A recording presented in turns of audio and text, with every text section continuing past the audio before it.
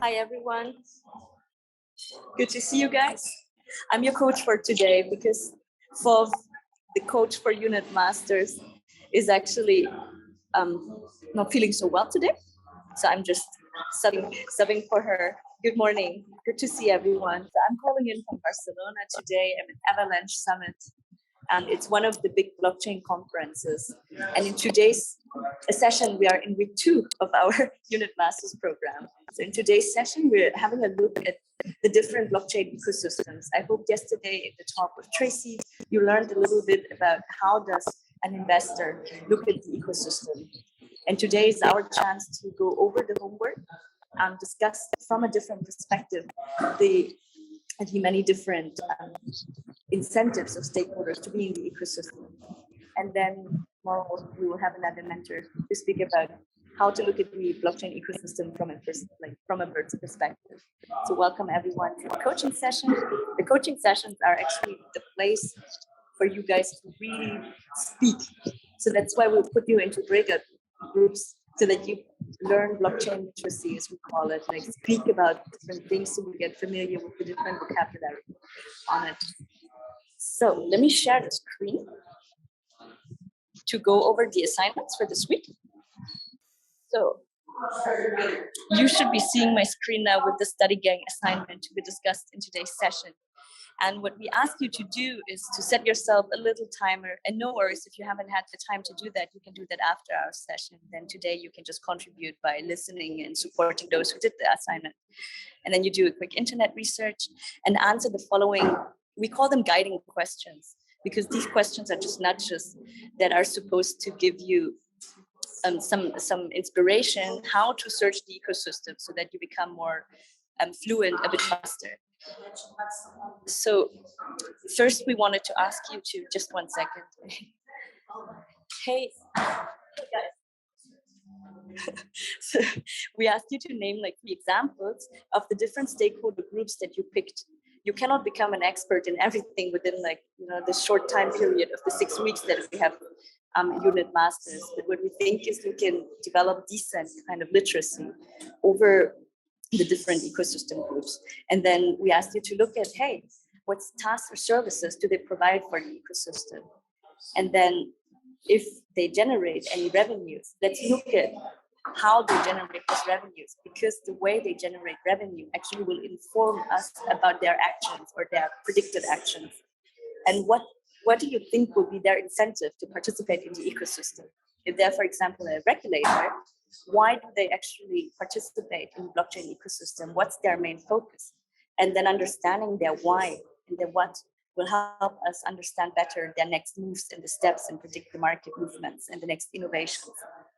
And then we asked you to look at how these different stakeholder groups relate to each other. Why we ask this is because typically they form alliances, right? There's a protocol, then there's people who provide services for that protocol and other people who provide competing services.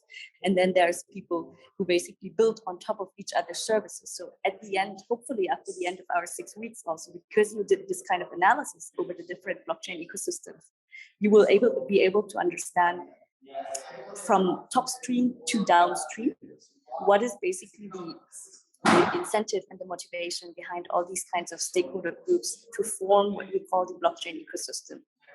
And then the final litmus question is, hey, what if this kind of stakeholder group disappeared from the ecosystem? Would the ecosystem still survive? Or would there be any kind of disruption?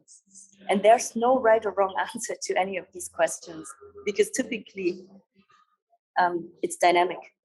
So we asked you to think about it. So you speak about it and discuss in your little study groups about how you see these different things. And because everybody typically researches a little thing differently and also comes from a different country with a different context, with a different history, they contribute individual, very unique knowledge to the entire collective. That's the goal of today's session.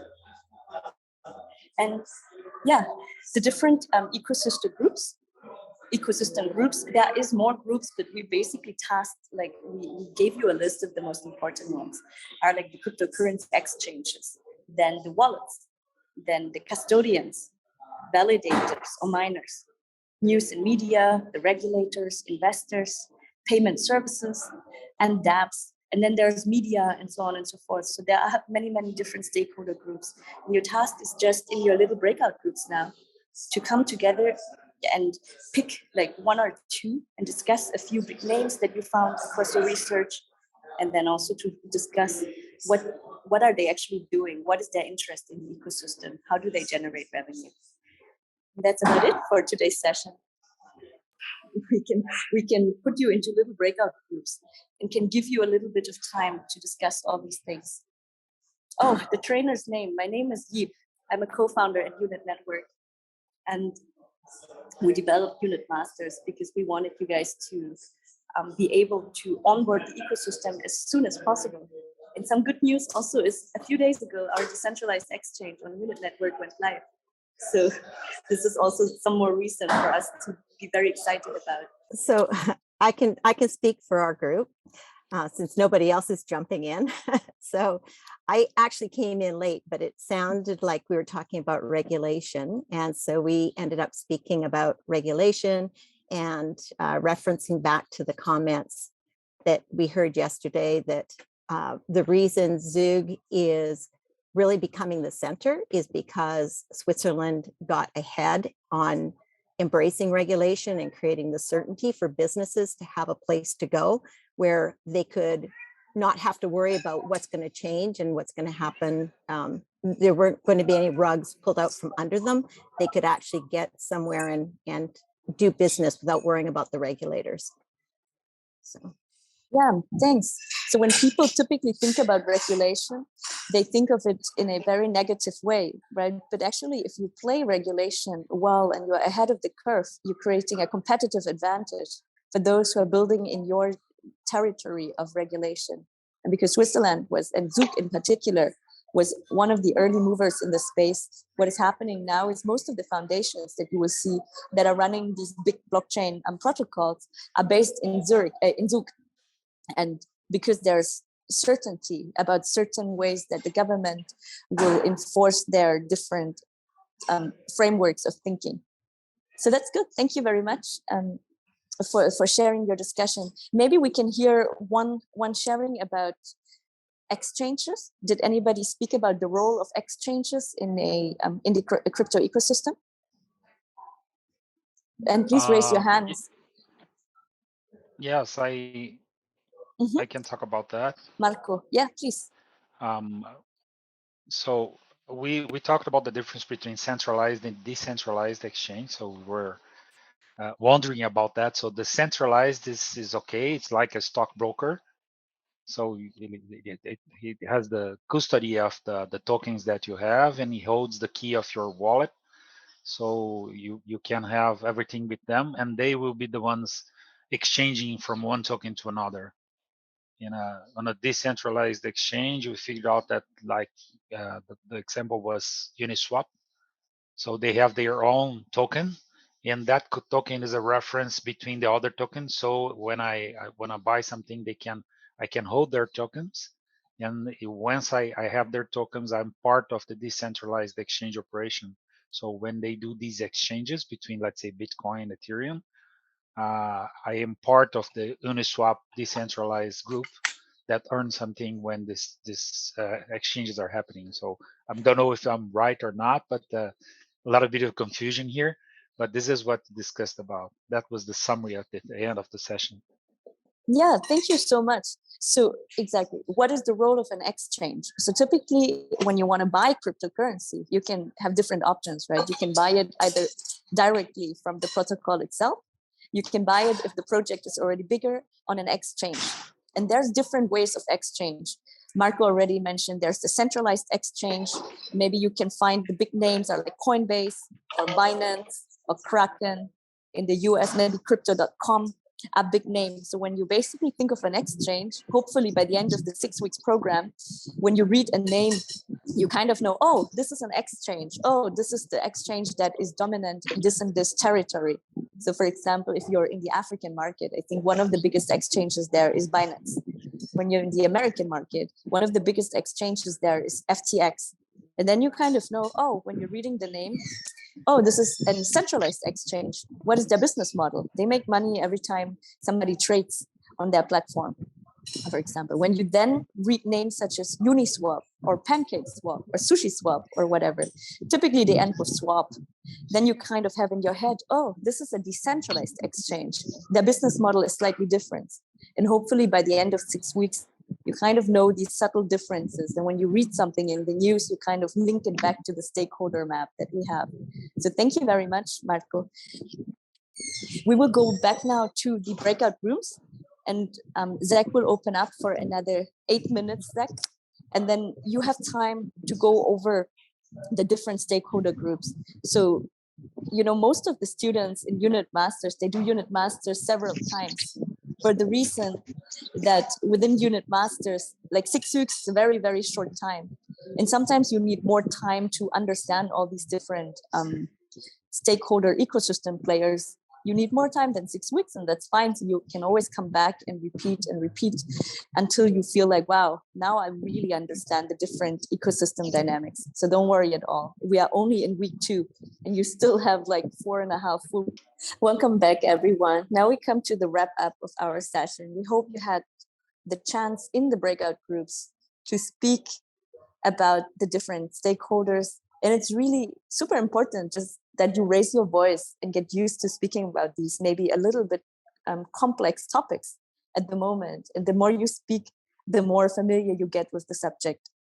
And this is the way we also designed our assignments, that they're always designed in a way that you study or do research a little bit on a topic, and then you try to speak about it with someone else, so that by the reactions, by the questions of the others, you are informed about what other areas you actually need to still explore. And by hearing about what the others are saying and thinking about the topic, you are also informed about things that you might not have had the time to research on. We need to mute our participants. Yep. Okay, Anna is raising her hands. I'll give Anna the voice, and then I want to do a quick wrap up of our session. I just want to have a quick, share the quick thoughts actually which came to my mind. I'm part of the Toastmasters, and I thought this would be a great opportunity to actually talk about what I've learned, because you've got like between 5 to 7 minutes, and you can talk on any topics to people who perhaps more likely know nothing about this, and I think that can be good practice. So I think I'm gonna put myself forward as a speaker for next 2 weeks. Wow, this is so beautiful. And also, okay, just muted everyone.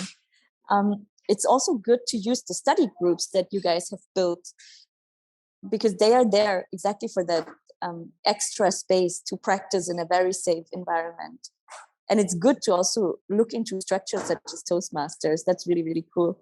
So let me look on our different topics that I want to wrap up for today, so that you've heard about little things. We heard about cryptocurrency exchanges. That's a place where you go and buy your different tokens. Then hopefully you had a chance, or will have a chance, to research and look into wallets. Wallets are the place where you basically hold the keys to your assets. So you can sign and transfer the assets that are stored on the blockchain. So you show basically that you own these assets and you have the rights to send these assets from A to B. And then there's different forms of wallets. And then there's custodians, because sometimes people, like in particular institutions, don't feel so comfortable to hold their own keys. So they basically give power authority to organizations that are called custodians to take custody of these digital assets, so that they can have a little bit of a coverage and don't need to take this own responsibility of storing their keys secure. Then you have validators. Validators or miners are these stakeholder ecosystems, and you see more and more of these organizations popping up in the industry that secure the blockchain in the proof of stake ecosystems. And we will explore that in week 3, so next week of the unit masters. You have validators basically validate your transaction, and in order to get the right to do so, they have to deposit some collateral. So just in case they do wrong validation, their stake is being slashed. In the proof of work ecosystems, this is mainly like Bitcoin, for example, or the current version of Ethereum, you have miners who are doing these security services for the blockchains.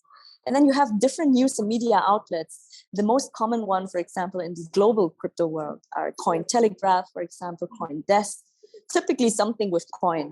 And you will see in your own local community, you would probably have one or two dominant news players. And it's good to just do research and see like what is the most famous news outlet that covers crypto and blockchain in my language, in my area of scope.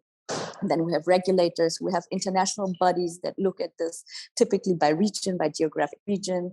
They somehow build the different frameworks for regulation. They make proposals, and then member states typically vote on them to pass or non-pass, depending on the expertise of the people active in this regulatory body is also the quality of the output. We are very at Unit Masters, we try to give you blockchain literacy so that you can, after graduation, go into the space, gain more deeper knowledge, and help support the creation of knowledge that will govern an internationally thriving token ecosystem. Then we have investors. There's so many different funds popping up. Hopefully by the end of 6 weeks, you've had the time to build your knowledge about what are the top 5 crypto funds in the market in my region. What are the top 5 crypto funds in my industry that support projects that I would love to see growing bigger? May it be impact, may it be DeFi, may it be Metaverse, and so on and so forth. So then we have payment services, on-ramp, off-ramp providers. On-ramping is the place where you convert your fiat currency into a digital asset such as Bitcoin or Ethereum or Unit or whatever.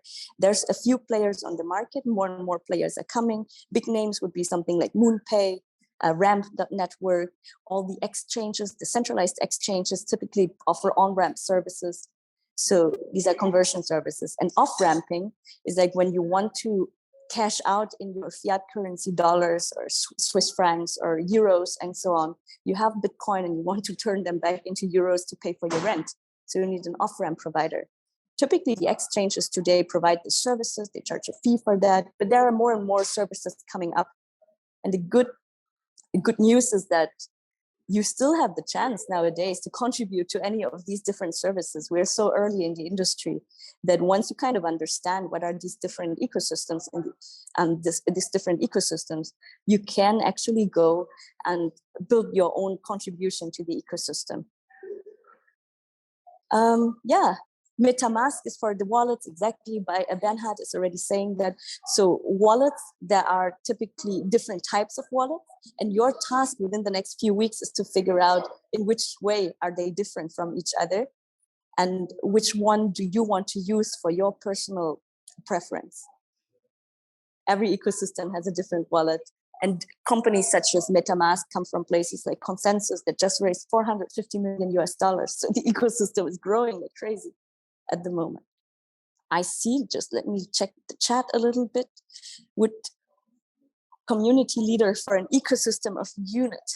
Yeah, wonderful. We always look for support in our team. I see somebody's raising their hands. So we have Sonia and Aftab, and then we close our session for today. Yep. Yesterday, I spent an awful lot of time on a digital conclave where some of our leaders from India were speaking. Now, I'm not based in India, so I'm based out of Dubai, but I'm an Indian by birth. And I heard what they had to say. And I think there's an urgency for people to actually interact with the governments, which I do because I'm an investigative journalist. And I've always interacted with them, and to educate them. So I wanted to know if there was any ecosystem teaching or training on governance, because we have a serious urgency there. And I'd like to be a kind of bridge where I get the stakeholders, the key stakeholders, to understand what they're risking by so before we have regulations for crypto, we have a 30% tax blankly imposed on crypto. So I feel there's an urgency for creating a bridge to big stakeholders. Where can I learn about governance for this ecosystem? Yeah, governance is a new topic that is coming up, in particular in the forms of DAOs. My own expectation would be that DAO is going to be decentralized autonomous organization governance will be the word of the year for 2022. So more and more institutional, more and more organizations are coming up, and then more and more expertise is going to be built. In week 4 of Unit Masters, we'll even have somebody from Ethereum Foundation speaking about the new form of governance, or how to think governance in Web3. So that would be a great place to get started. And we can take it offline, Sonia, to see if I can, like, if anybody from Unit can support in your endeavors. Thanks. Yeah, thanks. Thank you so much. Of course, thank you for being with us and your work, being an investigative and journalist. Anybody else? We have one more time for one more comment or question, and then we just stop for today and see each other again in the next sessions. Yeah, can I hop in and ask? Yes, please. Awesome, thank you. So I've been looking into articles about like blockchain, and I've seen different articles. Some refer to a blockchain ecosystem as, you know, the developers, the miners, and so forth. Others refer to it as, you know, like the apps themselves, the exchanges, the technology like Algorand and so forth. But then others refer to a blockchain ecosystem as, you know, like Bumblebee, you know, like the fishermen who fish, you know, like the transportation and the supply chain and so forth. And that got me like confused on when someone says blockchain ecosystem, which one of these do we refer to? Thanks. Blockchain ecosystem is not a strictly defined term.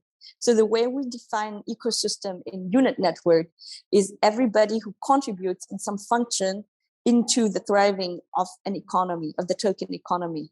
And this can be like upstream until downstream, and can be those who set the frameworks, those who develop the apps, the blockchain, who provide security, who provide node services like hosting services, those who provide, anybody basically who really provides value, economic value to the ecosystem is considered an ecosystem stakeholder. And then within blockchain ecosystems, the way we define here at Unit Masters, anybody who basically contributes to that token economy, the question is, what are their incentives and how can they be rewarded for their contributions? So ecosystem is being like really, really the vast network of different actors in the ecosystem contributing to creating the economy that is represented by that ecosystem.